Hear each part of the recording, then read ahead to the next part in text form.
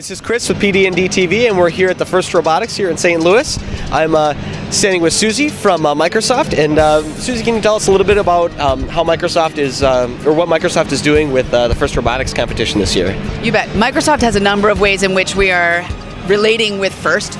One, and probably the most obvious, is that we contributed Kinect to all of the student teams so that each of them got a Kinect in their kit of parts, and we encouraged them to use it for being the controller during that hybrid period at the outset. The other ways in which students are availing themselves of Microsoft stuff, we have Windows 7 on all of the laptops that are distributed to the students and Office 2010. And then in addition to that, a lot of our stores sponsored teams, and we as a corporation have a lot of people from across the country, whether it's South Carolina, Seattle, DC, who are themselves volunteers, mentors, and coaches of teams. Excellent. Now, do you have any people working specifically at Microsoft that you know have been products from FIRST?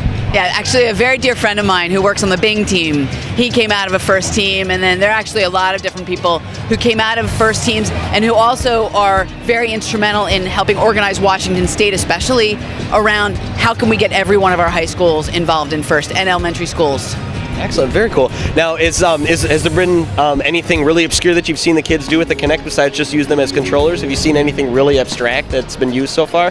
I know that Kinect technology has been used kind of across the board in some really unique applications. So, well, there's something that we call the Kinect effect, and we were surprised, and ironically there's a video happening right now about the different ways that Kinect works beyond gaming. And what we've seen is actually Team 2022 outside of Chicago, they're in Aurora, Illinois. They came to our booth with this amazing robotic arm that they created, inspired by their principal who's suffering from Lou Gehrig's disease, who challenged all the students in this school to help come up with solutions to help people suffering from the symptoms that he will be going through, one of which is the loss of one's proper grip and proper arm function. So they used Kinect to control a robotic arm using slight movements of their feet. So they had it actually set up at our booth for a while and got a lot of attention thinking about, again, how does Kinect solve problems above and beyond just gaming and what your better score can be.